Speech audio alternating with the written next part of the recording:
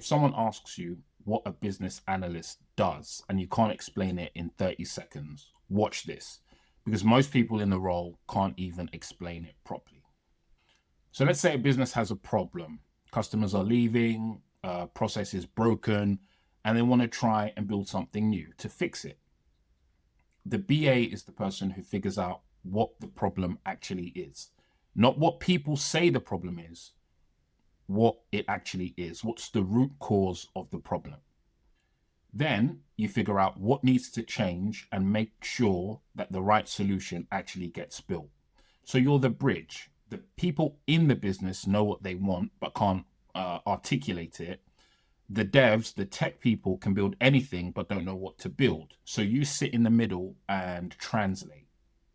So the BCS Foundation of all of this is like the drive-in theory test. It teaches you the rules, the frameworks, the methods, so stakeholder analysis, process modeling, requirements gathering. That's the language of business analysis.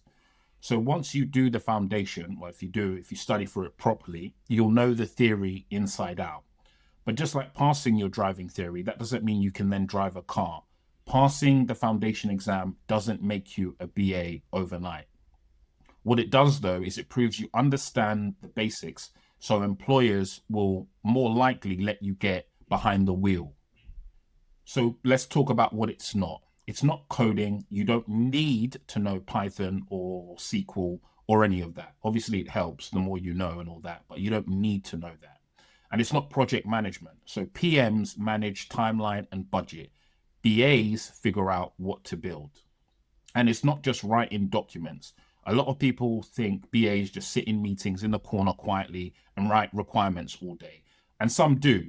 And those are the ones that AI is coming for. The actual role of a BA is a lot more about communication. That's really at the heart of it. Sitting down with people who may be from different backgrounds and really speaking to them in a language that they'll understand, so you can get the right output from them. Good BAs, though, are those that are problem solvers. They ask 5, 6, 7, 8, 9, 10 times until they find the root cause of the problem. They can look at a process and say, this makes no sense, here's a better way. And some of the people that I've seen who have been able to successfully move into business analyst roles since passing the foundation are people who would do this in their day-to-day job. So say they worked in customer service and the process of customers coming through was disjointed, or the process after they spoke to a customer was bad.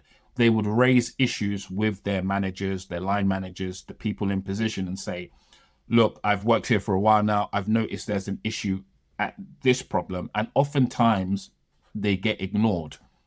And I would just advise that that's the benefit of learning the framework and the terms and the methods from while studying the foundation certificate, because you could go and say, this thing doesn't work, I don't like it. No one's really going to take you seriously. However, if you have the right vocab to sort of explain why it's an issue and how to improve it, you're more likely to get taken serious.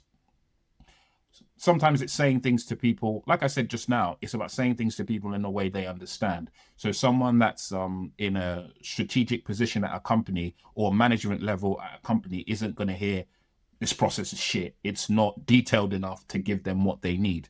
However, it's not just about identifying the problem, it's also coming up with a solution, looking at the process and saying, this makes no sense, let's do something better. And that's why business analysis is a brilliant career for career changers. You don't need a tech background, you just need curiosity and common sense. Now, who is the foundation certificate for? If you're in admin, customer service, operations, you've already got transferable skills, you just don't know it yet.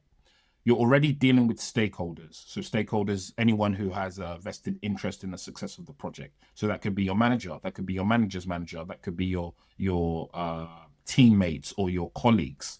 You're already solving problems at work. You're already figuring out how to make things work better. And here's the interesting part. You might be saying, we're supposed to do A, B, C, D. That's the way the process works. But you notice if I do A, then D, and then B and C after, this is hard because it's not a real example, but but you may have already found little hacks and little what's the word, workarounds in your existing job. That's thinking like a BA. You're trying to figure out how to make the system work better for you. The difference is you're not applying that to or at a bigger scale so everyone can benefit.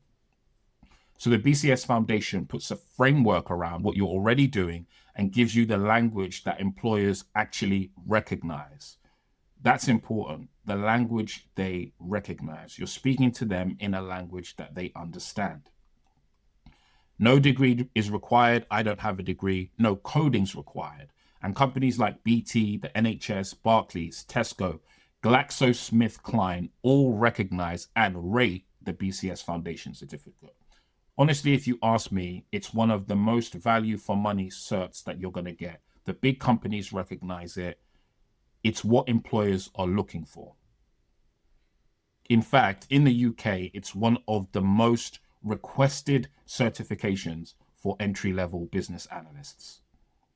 So if you're thinking about making the switch, start with the free readiness quiz that I have. The link is in the description. It's 10 questions. It takes about 5-6 minutes, and it will show you where your gaps are and whether you're ready to do the exam or you're closer than you think. As I say, the link is in the description. See ya. Wouldn't want to beat ya.